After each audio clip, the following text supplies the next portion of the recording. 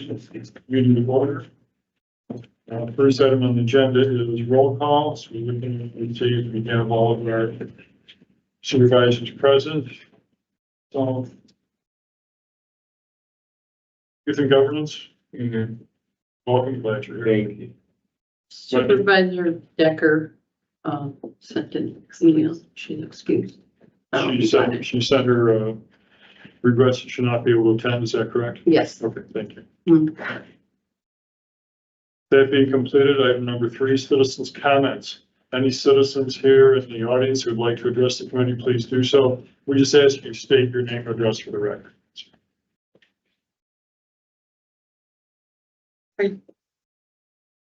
I'm Yay Dixon. I live at 6201 Fifth Avenue for 55 years.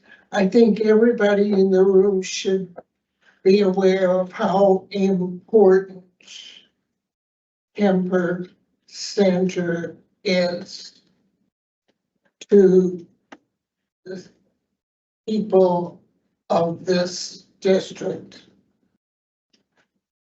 That's all I have to say. Very well, thank you for your comment. Any other citizens here who would like to address? Sure, go right ahead. I don't know if there's going to be a portion of the meeting to talk about it, but I'm particularly here for the discontinuation of the right of way. In the Sure, Randall. just a name and address for the record. Jonathan Blakeman, 35611 89th Street. Great. Carry on. Do you have anything else to say? I guess my questions were like, what's going to happen with the road once it's discontinued? Who owns the property? You're talking about the items on the agenda this evening? Yeah, I got a letter in the mail. Okay. So I'm assuming it's on the Yes, agenda. that should be made apparent in due course, and I think your questions will be answered during tonight's proceedings. Cool. Any other citizens who'd like to make a comment? Mr. Gronk? No, I'm fine. Okay. So done, then citizens' comments are closed. Looking now at the approval of the minutes from the previous meetings, I would trust that the supervisors here in this room have had a chance to look at these, digest them, and Motion to approve. second Second. by Supervisor Great. Supervisor Gray. Any discussion? Seeing none, all those in favor say aye. Aye. Any opposition? Youth and governance? Aye or nay? Okay, whatever you like. And maybe for the rest of this meeting, if I can remember it, we'll actually ask for youth and governance to do the first part. So before we take our committee vote, I'll ask you just as a matter of courtesy what your preferences on these things you require a vote. Thank you. Chairman, committee members, supervisors, youth and governance comments. I don't have anything specifically pressing on my agenda other than to perhaps discuss our next upcoming meeting and where it might occur, when it might occur. I don't have a calendar in front of me, but it usually is the 4th Monday of the month. I know that there is a potential conflict with one of the state meetings, county's meetings, so I don't know if it'll play into it or not. But I do think it would be nice to continue on with our rotating meeting place where we visit different facilities that this committee has purview over. And perhaps next one could be the public safety building. And we could make that our next meeting. It can be right downtown, man. Yeah. So let's think about that. But other than that, I don't have anything. Are there supervisors who'd like to offer comments at this time? Seeing none, that part of the agenda is closed. We're now looking at the division reports, updates, so forth.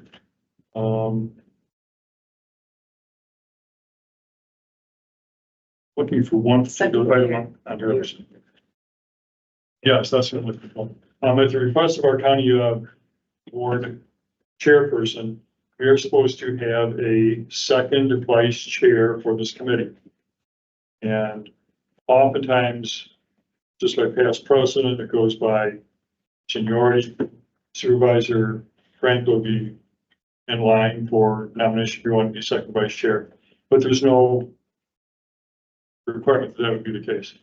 So is it something you feel like you want to do, or would you rather pass and have another member of the committee? I'm happy to do it. It's just, I was told by, Chair Uhas that someone on the committee has to nominate me other than the chair. Right, so, at this time, we would look for nominations of Supervisor Frank, would be second vice chair. Would anyone care to do that? I'll make a motion to make Supervisor Franco second vice chair. Second. So Belsky first and Keith Gray for second. Discussion on the matter. Youth and governance, how will you vote? Yea or nay? Aye. Rest of the committee, all those in favor say aye. Aye. Any opposition? Nay, there is none. So seeing that it passes. Thank you for, I don't know if I should have abstained or not. I didn't say anything, so whatever that. well, let's just, for public record, do you prefer to abstain from the voting? I don't know, does it matter? Probably, in fact, no, it doesn't, but I will leave that to your discretion. Okay, I'm gonna vote for myself then. Make yourself in. Second vice chair, it is. I guess that's unanimous. Very well. The next thing on our item to look at is the Comfort Center operating model option discussion. I believe Mr. Wyatt, are you responsible for that? Yep, You put it together. I did. Very nice. Thank you. All right, thank you, Mr. Chairman. I'll dive in. So this was put together, and what this really is a look at if the county were to assume operation of the Kemper Center, what might that look like?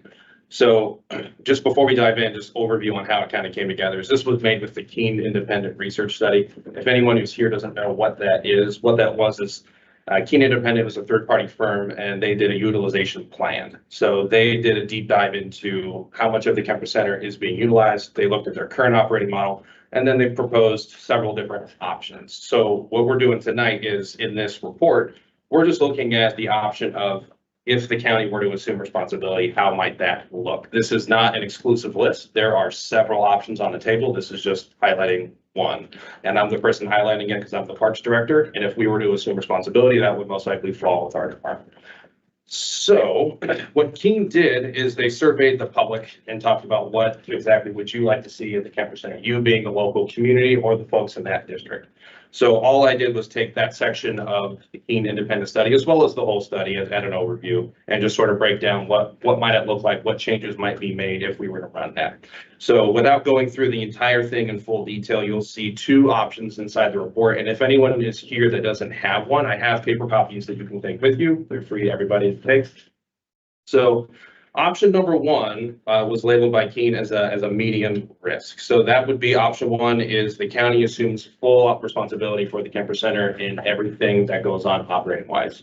And as an overview, at the moment, Kenosha County Parks does not have a very strong hand in the operation of the day-to-day operations as well as the landscaping. So a lot of that work is done by volunteers, as well as some of the Kemper employees like Kemper Inc., which is a third-party organization that runs essentially everything that goes on inside the building. So what would change is the county would assume responsibility for all of that. So a lot of that volunteer help, they could decide to stay on if they wanted, but the county would then have to hire employees to do almost all of the operations that we're talking about, as well as the new operations that are listed. So I'm going to flip over to option one, which is on page number 2, sort of a breakdown on there. The next steps for that one is for us to fully understand what that would look like. And I'm not proposing a certain number of head count or even exactly what the operation would look like. But what we need to know in terms of next steps is if we want to continue to offer things like historic tours, which the Keene study does recommend, opening something like a cafe, which it does recommend, and then continuing to do events such as weddings, funerals, or even opening a beer garden, we would have to hire a staff for each one of those components. And that would require at least 1, if not 2 full-time head counts for each different activity. So that is something to consider. Now, that is in my opinion, a higher risk than a medium risk, but also could yield a high reward. And I think this option, and option 1 and option 2, both can yield a high reward because we would get to keep any revenue that would go into continuing to sustain Kemper Center, pay the bills, pay for upkeep of the building and whatnot. So if we go to option 2, which is it starts on page number 3. It's a very similar structure, but the county does not assume responsibility over a lot of these new operations going on the inside, that being a beer garden, for example, or a cafe, or even the tour section of it. We would do what we call an RFP, which is a request for proposal. So a request for proposal is the county puts together a proposal that says, we're looking for somebody to give historic tours inside the camper center to be an expert in this particular activity.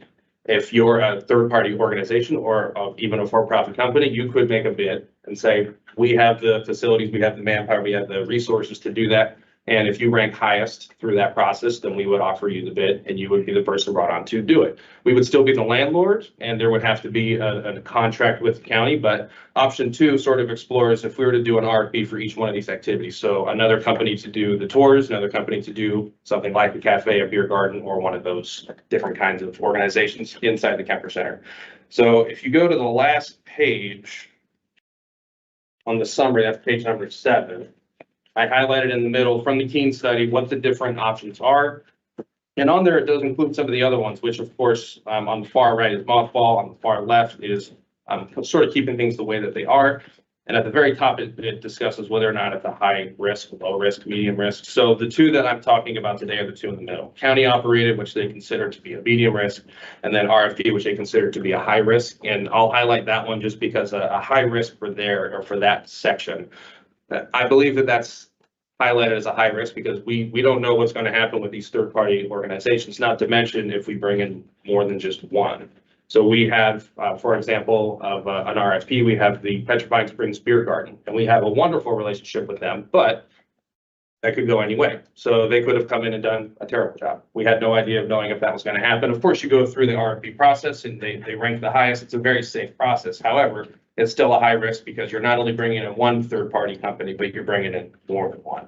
So that does create a discussion topic, I will say. And that the county operated being a medium risk, that's because we would have more control, of course. So once we go through and decide what each new operation is going to be, we can come up with a code of ethics around that activity, that being any of the ones that I've already listed. We can come up with the standard operating procedure, everything that we would want to control. And the last part that I'll touch on is the revenue for those things. So an RFP, as you can imagine, no one's going to come in and do these things for free, which would be nice. So what they're going to ask for is some kind of the percentage, and the county would get a small fraction of that. The typical range is around maybe 5% or so. Sometimes it can be as high as 15, depending on what it is. So if you're imagining us investing a lot of resources into updating the building so that it can handle this much extra traffic, the amount of time it's going to take to pay that off with between 5 and 15% of the revenue is going to be a long time.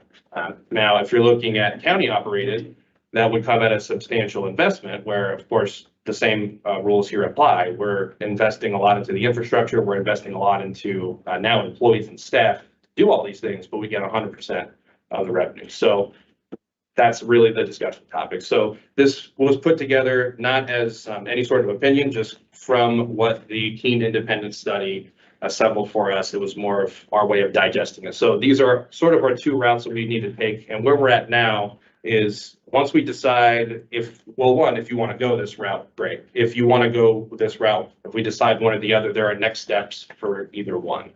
And those include, I'll read through option 1. This is on page 2. So generate a desired list of essential functions under the new model. For example, historic tours, a camper center, cafe, weddings, beer gardens, etc. Second bullet point is an analysis of the necessary full-time and seasonal staff increase to meet the needs of the new business. Fourth bullet point is assessment of the camper center structural integrity. So specifically assessing if the building can withstand the needs of the new operating model or if any improvements would be required. And then generate a mission statement that aligns with Kenosha County Parks. So I think before we can move forward with this option, we would have to address those 4 topics. And that's what I got. Does anyone have any questions? No, that was a lot. I'm just going to make a statement before we take questions. The Keene report came out some number of months ago, and it's a rather thick document. It's quite comprehensive, a lot of discussion about different actions and so forth. So this is a very, very small, condensed version of that report, and we will be delving into the report as a committee in its detail. But there's certain steps you wanted to do as you go along to make sure that you as a committee our voting public, citizens of Kenosha, have all the background information, at least as much as we can bring to the table before we get to the point where we make a recommendation on one of these. So if you take a look at the part that Mr. Moore just related to us, bullet point number 3, assessment of Kemper Center's structural integrity, specifically assessing if a building can withstand the needs of a new operating model or if any improvements will be required. My personal view as chairman of this committee is that that is imperative. If we're going to have a new enterprise, a new lease on life for Kemper, so to speak, we have to make sure Kemper's bones are in good shape. So you'll be seeing that in next year's budget for 2025, you're going to be taking a look at some engineering studies to make sure foundation, structure, HVAC, electrical to a little lesser extent is going to be up to the task, should we move forward, whatever direction it may be. So that's one point. The second point is we're not under any immediate necessity to act upon this without all the information in. Supervisor Belsky, how long do we have with Kemper Inc. for their lease? 2027. 2027. So I'd rather have this committee, I'd rather have the county, I'd rather have the public take time, gather input, make an informed decision, impression, and then we can make a recommendation to administration how we'd like to proceed. Of course, they have to go through this committee, they have to go through finance, there'd be budget things as well. So we're just kind of digging into it. It's an ongoing process.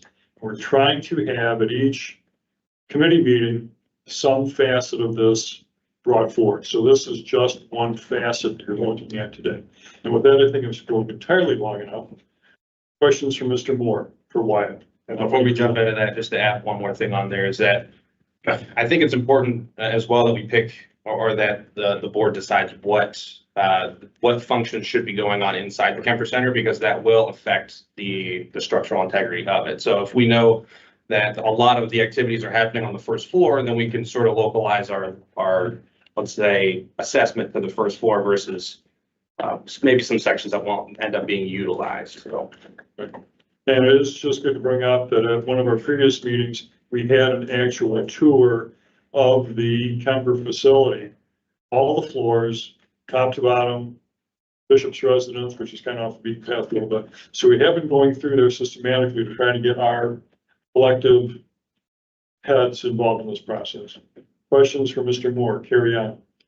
So I have comments. Go ahead. No, did you or any other supervisor want to go before me? I have comments. Go ahead. So you mentioned, Wyatt, that, the county has an arrangement with vendors now, right? An RFP type of situation where the county owns the property and then the vendors operating it, right? You mean at other parks? Right. Yes, If you're yeah. mentioning the beer garden. Right. You know, I know at the, Pringle Center, that's a separate entity that runs the programs, you know, so, Different, yeah. yeah, but, you know, I get the concept. Yeah.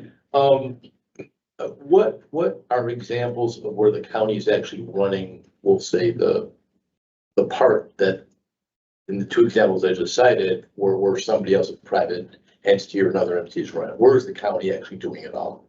I would say the best example of that is Silver Lake Beach. So we run that whole enterprise from top to bottom, aside from the concession stand itself.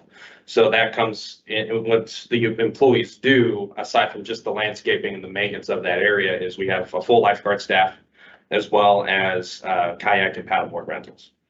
Okay. As well as the fee booth that's at the front. So especially on 4th of July and the 3rd of July, I mean, we'll bring over 1,000 vehicles through that entrance and be charging admission for those things. So they have a pretty solid operation set up on that side. So you've seen it work kind of both ways, where the county's RFPing it out, or Yeah. the county's running it. So just asking, you have to do it, right? You're running Yeah. parks. You see here. Ooh, good question. I don't know my opinion of it. Well, I mean, your opinion's important. Yeah. Because, you know, in the end, we can all vote a certain way and you're say stuck with whatever it is, you know? That's a good point. Well, right now we have two really good examples of the RFP process working very well, in my opinion. And that's the beer garden. That's been a wonderful relationship. We work side by side on a lot of events right now, as well as Balanced Adventures. And really, I can sing their praises all day. They bring a lot of people to the park and a lot of tourism to the park. So I will say my opinion is very split because I've seen it work really well both ways. One is we'll say a heavier lift where when you're involved in something like the beach operations at Silver Lake, that requires us to have a beach manager, 2 assistant beach managers, as well as our foreman checking in there periodically. We have to do all of the employee reviews. The recruiting process for all the seasonals is extensive. Nothing that the team wouldn't be able to handle when we have the right amount of resources and the right amount of people. But considering that would be a heavy investment on the county side, we have to, I think, fully understand the amount of revenue we might be seeing from it to go that route. When you look at the RFP side of it, I think of Boundless Adventures and the Beer Garden is a good example because there's a very low lift with them. They have, it's in their best interest to be as good as they can. So it's a relief to know that we picked good people that are dedicated to doing that. So really, it could go either way, to be honest with you. That's why I know I didn't really directly answer the question. You did, that's fine. You don't have a preference either way, and under the right circumstances, either can work as good. Right, no, yeah, absolutely. It's fair enough. So Questions or comments? I do. I have comments and questions.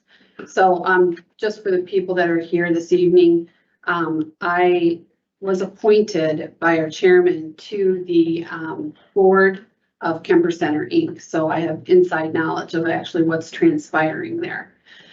First of all, I'd like to say that it is, recognized as a National Register of Historic Places. And that's one thing we have to keep in mind because there are certain, requirements when doing any kind of upgrades or changes. It has to be approved by the federal government. Secondly, I'd like to bring to your attention, in case you're not aware, that there are approximately $800,000 to $900,000 in assets, which would be artwork, furniture, even grounds equipment that Kemper Center Inc. owns, not the county. So we have to take that in consideration. The grounds are currently done by a full-time individual and he has 2 aides. So there's 3 employees right there. With regard to events, we have 1 new interim administrator, Robin Ingrulli, and she's extremely, extremely talented and knowledgeable. She's been there for more than 20 years. We have 3 event coordinators and they have several aides to assist so that we have someone on site for all events and then aides to help with cleanup. So you're talking a lot of staff. We also have volunteers that maintain and manage all the grounds and gardens. So you're talking well over between 15 to 20 employees and volunteers. So a couple people aren't going to be able to cut it with the current staff. We also are looking at the accreditation of the Anderson Art Center in Durkee Mansion, which means we'll be formally recognized by museums like Smithsonian. We'll also be able to get grants to help us fund the arts programs. The Art Center was upgraded a couple years ago. $2 million from the city, $2 million from the county. So it's in prime shape and ready for us to go for accreditation. And we thought we'd throw in Durkee Mansion as well, since they're historically significant to our history in Kenosha County. With regard to interior rehab, I think an RFP might be extremely difficult to try to parse out to different vendors because the entire building is conjoined. So if you want to get to Durkee Mansion, you got to walk through Founders. If you want to get to the kitchen, you have, I mean, it's a maze of interconnectivity. So that would become very challenging, and especially looking at how would you do utilities? Because it's one large campus besides Anderson Art Center. So there's that to deal with. Then you'd have to look at, if you're to RFP out exterior spaces. What would that mean then if you're doing events? Is it just going to be at Anderson, or will some of it be in the front part of the Kemper Center? How will that impact chapel rentals? So there's a lot that would go into understanding how we want to proceed. So I just want you all to consider that. In addition, the current board is taking over responsibilities now for strategic direction and financial development, as well as all marketing. While Dooley and Associates did a wonderful job with our website, we have a wonderful benefactor in Design Partners that is now taking all of the marketing for us. And that includes promotion of all events, rentals, everything. So I think we're moving in the right direction. We're also, I've had discussions with Frank Martinelli. We have some interior walls that need to be painting that Kemper Center Inc. will be paying for. The place, it's dingy and run down, and I don't think bridals really want to rent a musty old chapel. So we're going to be making several improvements as well as a good cleaning inside. I did ask, and I don't know if it'll be approved, but I asked for a square footage analysis so that we can look at the entire footprint of Kemper Center Inc. How much square footage is currently being used? How much is it currently being rented at? And how much could we get for those rental spaces? What's reality? Our current model does not allow us, most places when you go, like for a wedding, you go and you say, I want to have my reception here. I want to get married in the chapel and I want to have the reception outdoors. Normally, and what had been done in the past is that we offered a bridal coordinator, a wedding coordinator, that you would, look at your food and beverage packages, and you wouldn't necessarily have to pay for the space because it would be considered as part of the rental. So we're looking at that route because what's been happening in the past 5 years is, Anderson Park costs $2,800 and you have to find your own tent and your own caterer. So we're changing some models, but along with that analysis, there are several rooms within the facility that are currently in major disrepair.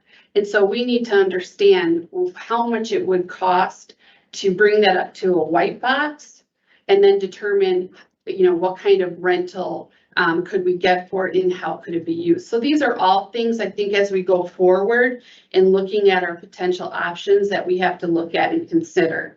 So I think that's all I have, and I talked longer than you. Well, congratulations, great job.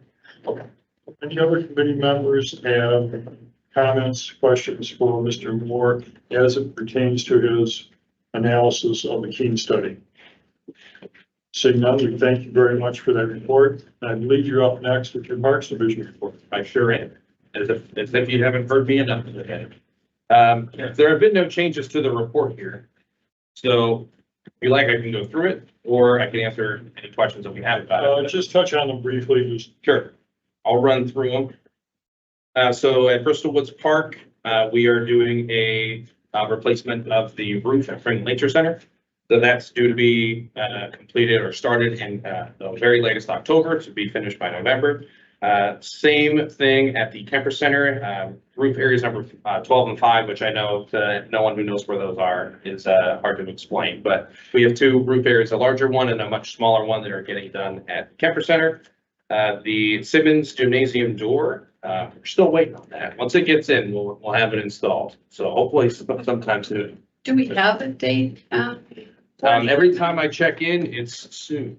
So it should have shipped already. So The only reason I asked that, I'm sorry, Chair. The only reason I ask is because it's not secure. Anybody could just really pull it, and so we have it chained up, so nobody can get in. They said, we have it chained up. We have it chained up so that you can't pull it Yeah. open. Well, where I'm at with this one is if we don't get some kind of answer on the door soon, we might look into some other options. Because I've had this on the report, I think, for the last 3 months. And every month I just push it out of my month. So I'm gonna circle back on this one Thank you. and see if we can't get an answer on when, maybe find a new door. The Midwest Interstate Trail, we're still in the feasibility for that, but that is going to connect a multi-use path, a paved pathway from McHenry County to Kenosha County. So that is in feasibility right now. It's also, if you're not aware, that path is also supposed to go through Thielen sand and gravel.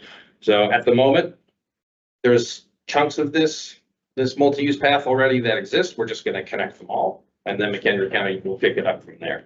So the feasibility study for that one is underway. The Petrifying Springs Beer Garden roof repair is done. We are still waiting on the gutters. There's been some issues with weather, the extreme heat, so they're waiting until it's appropriate to do the gutters, but the roof itself is complete. Pike River Phase 3, we're at the same spot with that. So for those who don't know, that's a sections. We sectioned off parts of the Pike River within Petrifying Springs Park and we're restoring it. So this would be Phase 3, which would complete all of the river restoration within the park itself. Which brings me to the next one, Pike River Phases 4 and 5. So this is a new one added to the report. We were actually invited by the WCMP to submit a grant to the EPA. Now, grant funding gets a little strange at times, but sometimes you're not the direct person applying for the grant. Sometimes you have to go through a pass-through. In that case, that's the WCMP, which is the Wisconsin Coastal Management Program. So they invited us on the strength of our Pike River Phase 3 applications to submit for a pot of money that the EPA is making available very soon.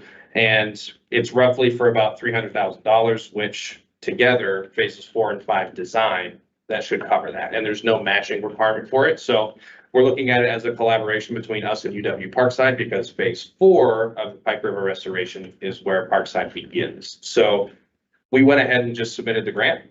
And from there, we'll have to work with UW Parkside if it does get approved, but we'll continue to design Phases 4, 5, and then in the far distant future, 6.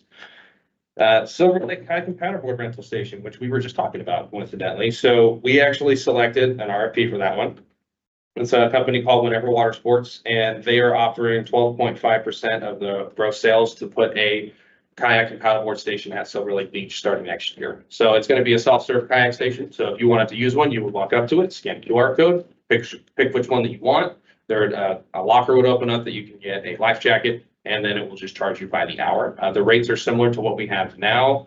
The only addition or change to it is going to be the each hour rental is going to be the same. So it's going to be $19.99 to rent a kayak, and that's going to be for every subsequent hour, or you can get a bundle if you do the whole day. So we're really excited about this one because not only are they going to bring more kayaks and paddleboards to the beach, but now our lifeguards can focus on lifeguarding and stick to that.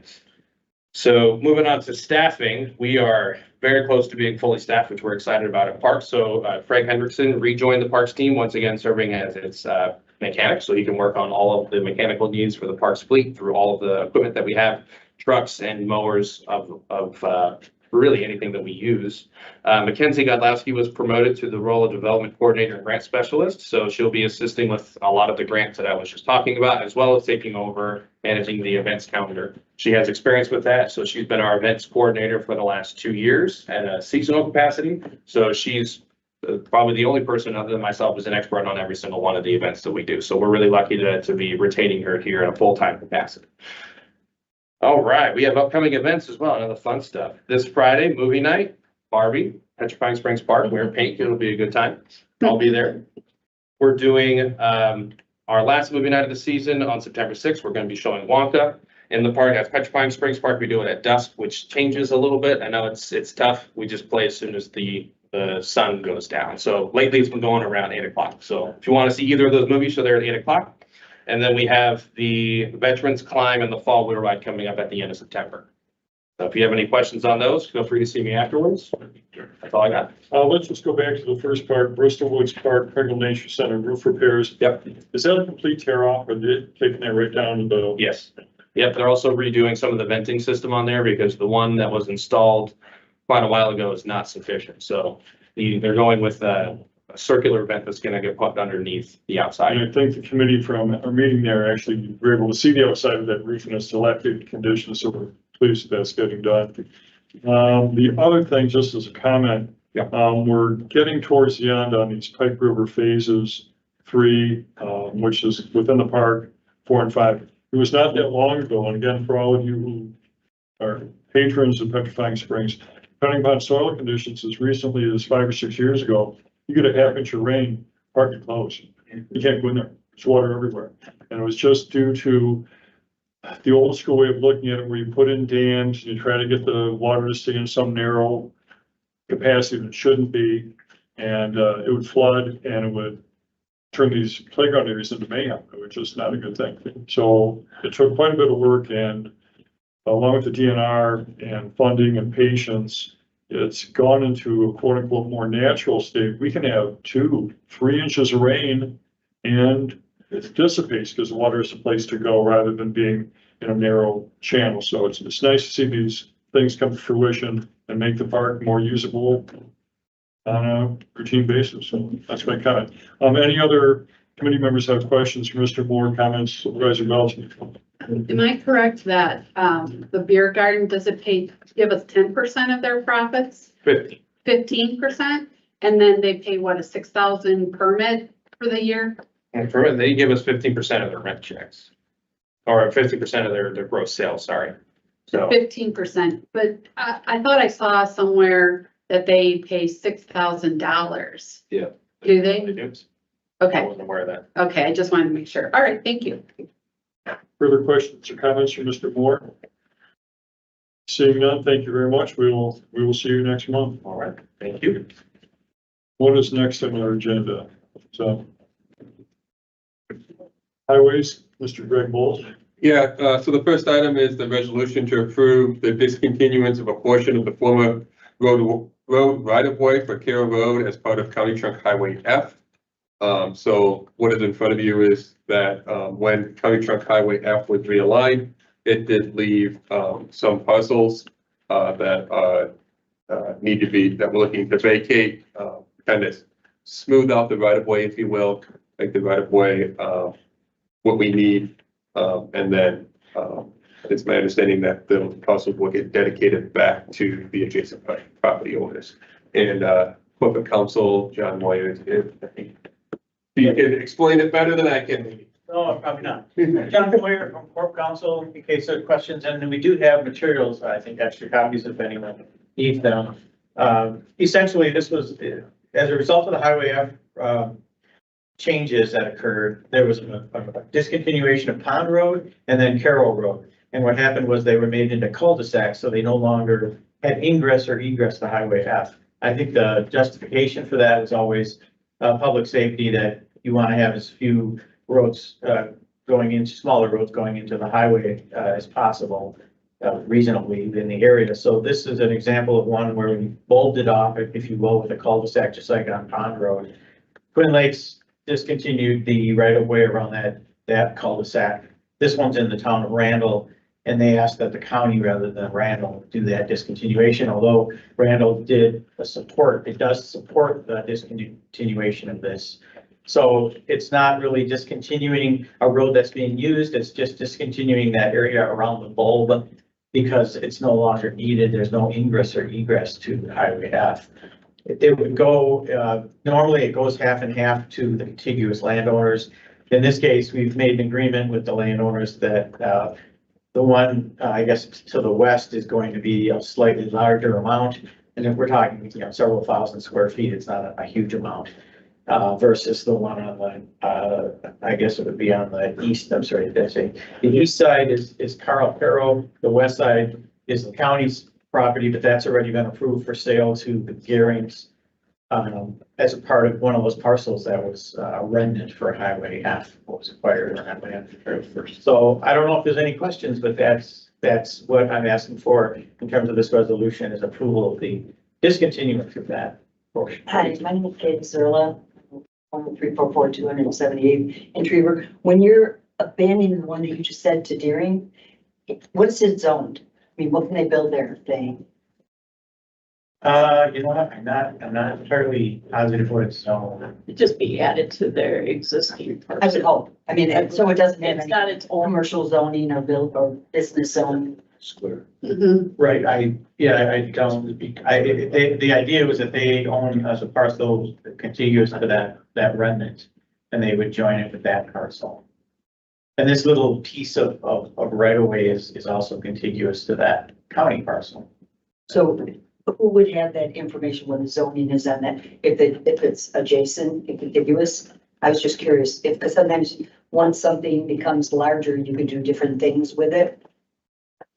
Right, I know that it's zoned, it has a zoning, I just don't know what it is. Right, I don't know. So like a gas station wouldn't go in there, right? Not to my knowledge, it would be Okay. that type of a use. I think it's it's either agricultural, but I'm not positive about that. Who would be the department, and if you don't have it today, I understand that I could call tomorrow and ask the question to the existing Planning and development. probably. planning and developing? Yeah, and zoning within planning. I hope, yes. So just in plain English, really, when we talk about a vacation, that is, cessation of services, are we talking basically the usual services the municipality provides, such as snow plowing, that type of thing, that's just pavement maintenance and so forth? That's just not a part of what would be happening on this cul-de-sac, is that correct?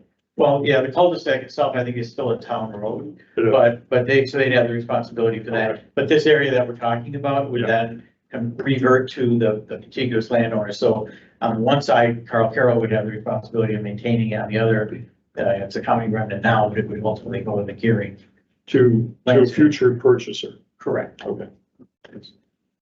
Questions or comments among committee members about this particular item? Supervisor? So were these parcels sold to the two landowners, one on either side, or? Well, if you're talking about the remnant parcel, Right. there were 4 of them. 2 of them were sold already in the past. Donna Carroll ended up purchasing both. One was a small and there was a larger one. Then there's this one for, we're talking about parcel D, I think it was. There's another one that, you may recall, there were rights of first refusal on most of these that were agreed to. That last one, I think it's parcel C, I always get mixed up, A, B, C, and D. Yeah. The one was, there were 2 people, it was the first right of refusal and second right of refusal. Neither person's exercised that right. Walter Graver was one of them. He had the first right. He declined. He didn't want to purchase it. And then the other person is Roberts, I think is the name. And we contacted them, but they have not responded at all. We've sent certified letters and things. We haven't heard back from them, so I'm assuming they're just not interested in that, or at least that they're not. So, But the intent is to sell it. yeah, the board already approved the sale of the one at a price certain to Garings. And the other one, we're gonna have to market it properly. Can I add, so when you vacate right of way, it's not a sale, because it's just given as a public right of use. So do you want to talk about, I think there's some confusion as to that. It's not that you're gonna sell vacated right of way. The statute requires that it goes to the adjacent properties once you vacate It's a that. public property. Because it was public rights of use. It wasn't, it's, some view it as it's not our dirt that we own. So it just goes back to the adjacent properties that would have given it to the county or the municipality way back when. So there's no sell of excess right away. It automatically goes. If you think of it, it's really common with city alleyways. Sometimes they discontinue an alleyway, right? So either side of the property, goes to either side, the property on one side to the right and to the other on the left. That happens frequently, that alleyways get vacated. This is a little different because it's road right away, but I hope I didn't misanswer your question. I mean, Yeah, so, there's a parcel that's a remnant, and then this is going to attach to one of those. okay. The other one is attaching to it. So it's not being sold because it's public property, but it is being sold? Well, no, it's part of the property. It was always contemplated to be part of that parcel D that was being sold to Garings. There was property that was purchased under the county F realignment. So when we don't need it for right of way, it could be considered a remnant parcel if it fits the parcel requirements. So because we owned that property and we only needed a portion of it for right of way, that becomes a remnant parcel in which the county can sell or give first right of refusals to adjacent properties, which probably would have had that at some point, right? Right away is a little bit different. So you got that combination of a remnant parcel and a right of way vacation. So it's making it a little bit more confusing on the east side of. It was always contemplated. as part of I'll that. take your word for it. It makes It's sense. clear as mud. Yeah. I mean, it was always considered part of parcel D that this little remnant would be attached. Okay, the other side goes to the other owner. Committee members satisfied, anything else to talk about? Go ahead. I can answer the zoning question. Yes. I was able to look it up online. The Gearing property is zoned R2, which would be a residential Okay. property. And the Kenosha County property to the north of them, that abuts County Trunk Highway F, is also zoned R2. Okay. So in order for it to change, you would have to get a rezoning change. Go through the zoning process. Well, thank you for that piece of information. Thank you for that. There's These no other computers in our pocket sometimes though. particular items. I'd ask for a motion to approve. Motion to approve. By Supervisor Gray, second by Supervisor Gama. I think we've had our discussion. Voting Youth and Governance first. Yeah. Committee members, all those in favor say aye. Aye. Any opposition say nay. Seeing none, passes unanimously. Thank you for your attention. Thank you.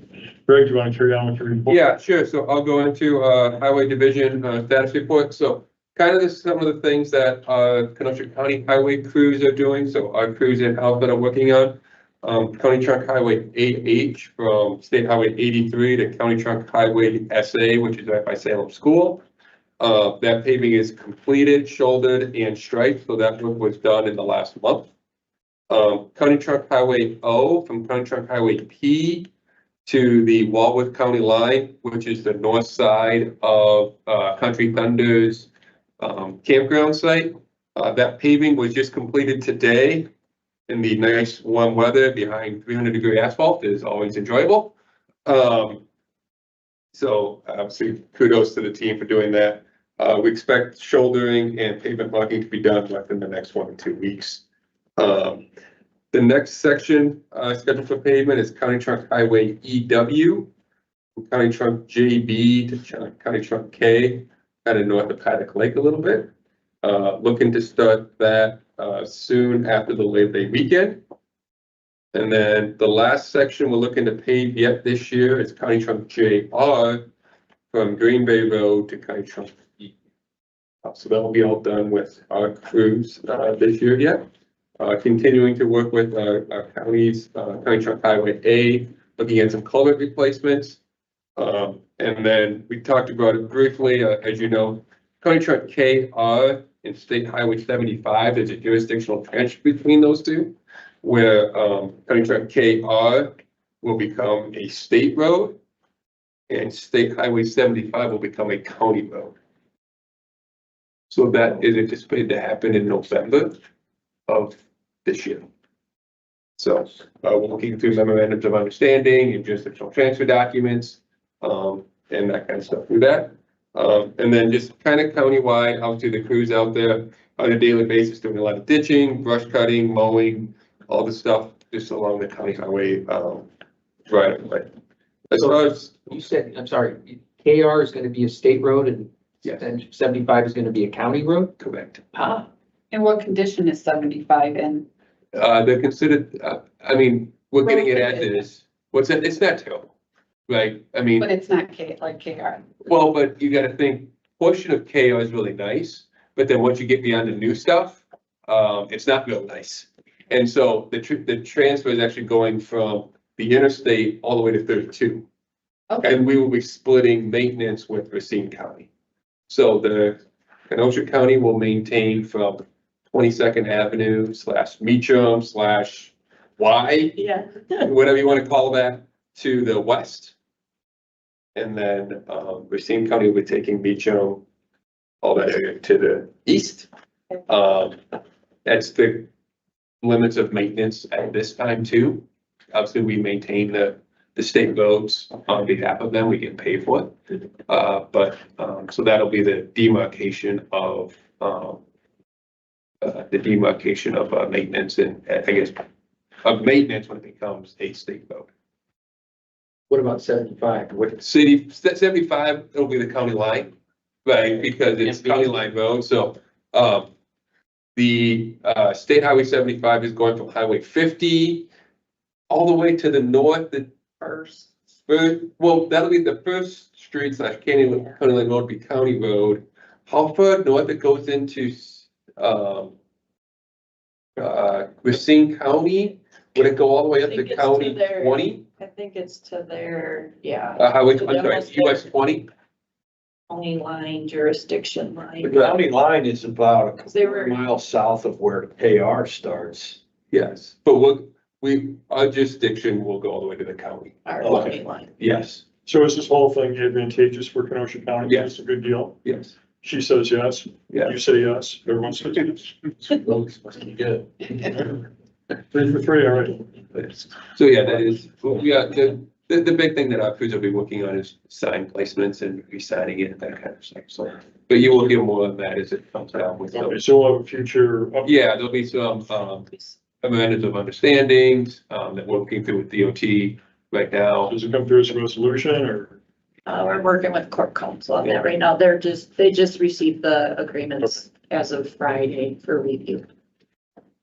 Very well, thank you. Carry on. Yep. Further questions, Supervisor? No. State Highway 31, so on the state highway side, so obviously, the county is, paid, to maintain the state highways.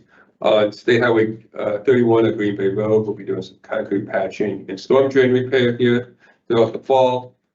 Interstate 94, we'll be doing some, what they call foam jacking of the bridges, in which they'll actually inject a foam to fill any voids underneath the bridges, and to help stabilize those, as well as mastic joint repairs. The last month or so, our crews did do a lot of cleanup along Interstate 94 in preparation for both the Republican and Democratic national conventions. Obviously, one being held in Milwaukee, the other being held in Chicago. So our crews were out there doing before both of those events, trying to do a lot of cleanup to put the state of Wisconsin and Kenosha County the best foot forward. And then just countywide, doing a lot of bridge maintenance, ditching, mowing, and then median weed spraying to try to keep the weeds down. It's been tough this year just because of all the rain. Everything goes a lot faster than we are expecting. So, so those are kind of what I would say our Kenosha County crews do on a daily basis and throughout the month. And then obviously we have contracted projects where we bid those out to separate contractors. Either some of them are developer driven, some of them are just CIP projects that are done by a contractor. The County Trunk Highway U and County Trunk Highway C intersection, the new signal there, it's kind of in the village of Bristol by the development. That is now operational. It was operational about 2 weeks ago. County Trunk Highway E from County G to Sheridan Road, that project is completed. There's just a couple of minor punch list items left. Same thing with County Trunk Highway H from 165, basically all the way up to Highway 50. Again, done earlier this year, complete with just some punch list items. The one that is ongoing now, the primary one is County Trunk Highway L from State Highway 31 at Green Bay Road to 30th Avenue. The south lanes or eastbound lanes have got binder on them. They started working on the northbound lanes late last week with the first layer of asphalt expected to start tomorrow. So that one is coming along. They'll put both layers of binder on before they surface the entire thing. So, I mean, again, lots of work to do yet. So, but we'll get that done this construction season. And then a state project that is going on is State Highway 50 out west around County Trunk Highway W. And if you've been out there, the best news we can say with that is prior to the Labor Day weekend, it should be open up to all 4 lanes. So they're almost done. It should be open to 4 lanes. So everyone get to Lake Geneva. I mean, not get to Lake Geneva. Very well. Question or comments for our Director of Highways? Seeing none, thank you for reporting. Thank you. See you next month. And who is up next? Mr. Mastorino? Chairman, my report is as written. We do have quite a few projects going on right now in facilities. One of them being the front entryway that started at 7 o'clock this morning. They did a pretty good job at putting all the concrete out. Talking with the contractors that they wanted to get everything cleared out today. The forms set for the curb. I'm not sure if they're going to get that far, but they got a good start on it. So that's going as planned. Other than that, I don't really have any other updates, any of the other reports they already has written. If there's any questions, I'll be happy to answer them. Where are we at with the joint services washroom, locker room remodel? Yeah, that project is coming along well.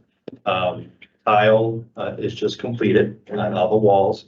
They started doing the residence floor, late last week. They prepped the floor and I think they were laying flooring down today. So it's moving along, right on schedule. So that should be, they're saying completion October 2024. If we do have our meeting next month, public safety building, it should be at that point substantially, for the most part, pretty much complete. We'll be able to walk in. I'm sure we'll be doing some punch list items at that Sure. time. Plumbing should be done. I think more work will probably be going on, but we should be able to get in there and with that meeting, September 23rd. Yeah. That would be the tentative date, I believe. Yeah. Any other things on this report for facilities that the committee would have questions or comments on? Seeing none, Anthony, for your report. Thank you. Appreciate it. Mr. Frank Martinelli, Special Projects. Thank you, Mr. Chairman. For the Brookside shingle roof replacement, they started on time delivering materials today. Because of the heat tomorrow, they're gonna put off starting until the day after, the 28th, which we thought was prudent. Kemper Center water infiltration repairs, that will start on September 18th. For that update, KCDC HVAC replacements phase 3 of 4. They did start work as scheduled on August 12th. For that update. And Brookside backup generator replacement project, the civil work is going to start on September 11th. Those are all the updates to my report. It's starting 9/11 for Brookside. Yes, for the backup generator, civil work. The pad and everything, running the conduits into the building, things like that. Again, the generator will not be delivered until January, February, but we're gonna prep everything while it's conducive for the ground. And what about the KCC backup generator? How are we doing on that?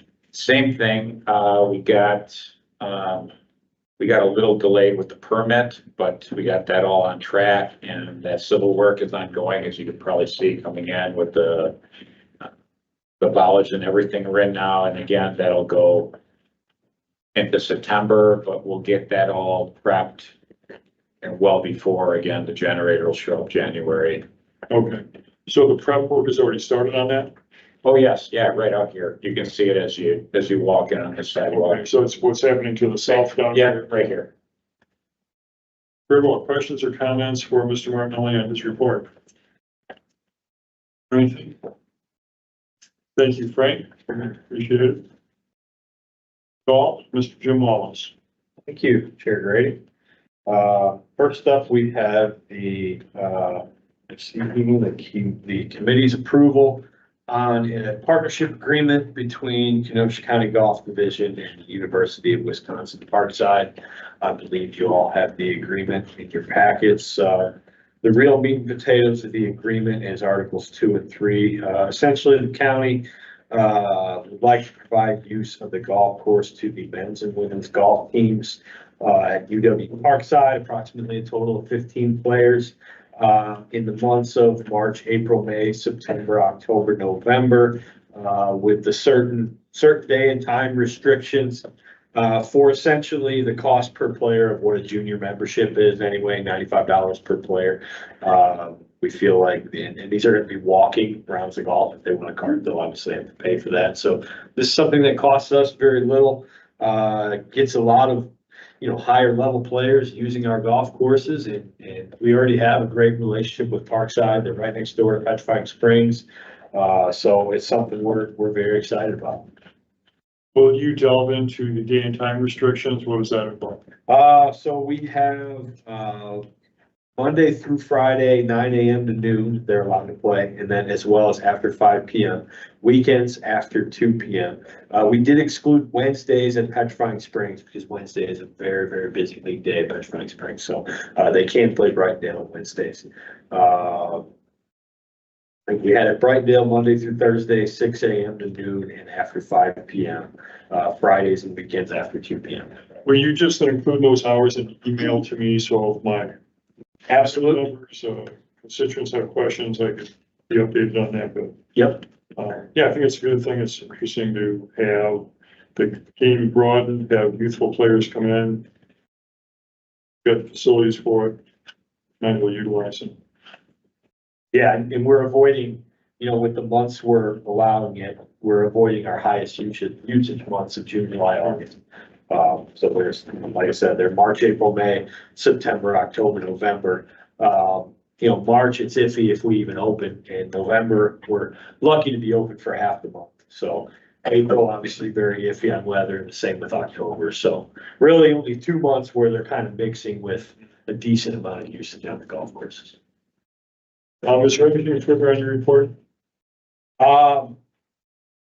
No updates. The report can be accepted as written. Well, I do have one update on the construction. The irrigation contractor did arrive today as expected, so we expect irrigation to be in ideally by the end of the day tomorrow. Just give the committee a little background on the improvements that are happening out of Brightdale and what the progress has been at this point. At Brightdale, we are improving the practice facility by adding a second putting green and expanding the size of the driving range so that the tee is going to be able to hold as much as twice the amount of players that it did before. Our driving range was very small. Our driving range was also very short, so longer hitting players could actually drive it through the range and onto the second hole of the Red Pines golf course, which created obviously a concerning safety situation. So we were able to, our architect, Quitno Golf Design, was able to move the tee back and shift it to the right so that the angle allows us more length of the driving range, a bigger tee. And then obviously for a 45-hole facility to have one practice green, we were underserved in that regard. So we're adding a second practice green we had an open area right behind the clubhouse. It worked out great. So that's the first start of the project. And then once that work is completed after Labor Day, we'll be moving out to the Red Pines course to do a similar project to what was done on the Brightdale White Pines course in 2019, where we're adding some tee boxes to accommodate more levels of players, and we're repairing and eliminating a lot of the bunker, the sand traps on the Red Pines golf course. So this is all kind of on the north end of the Brightdale complex, Red Pine being the northernmost 9. The driving range being north of the clubhouse and the practice green being north of the clubhouse. It's all kind of a contiguous refurbishment enhancement to make the area suitable for golfers and kind of keep the, golfing public knowing that we're doing updates and we're progressing along. So questions or comments for our director of golf? Go ahead. Director Wells, I think you have, since you've been here, you've made amazing changes, and I really commend you on really turning things around at the golf courses. Thank you. Well, thank you for your kind words. It's very nice of you to say. We have a great team. That's, I have to give them all the credit. We have really good people that were here long before I got Well, here. they have great leadership, so thank you. Much appreciated. Thank you. Further comments for governance, anything? Question? Approval? Just to be clear, do we approve of the agreement with UW Parks? Yes. Oh, so you're looking for a motion to approve that? Yes. So at this point, I would ask for a motion to approve the MOU understanding between Kenosha County and the two entities of golf being Parkside and Carthage. Move to approve. Second. Discussion.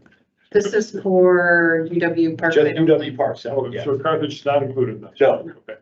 I stand corrected. Motion to approve as amended. We have a motion. Who seconded? Supervisor. Second, the move to, or the amendment. Further discussion? Seeing none, youth and governance, how would you like to vote?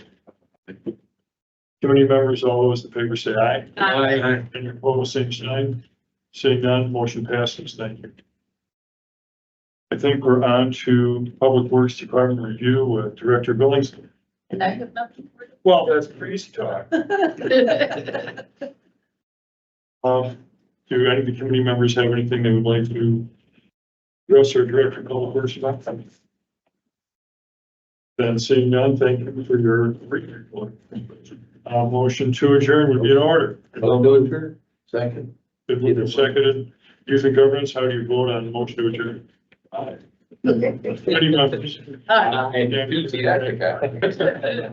There's only one answer.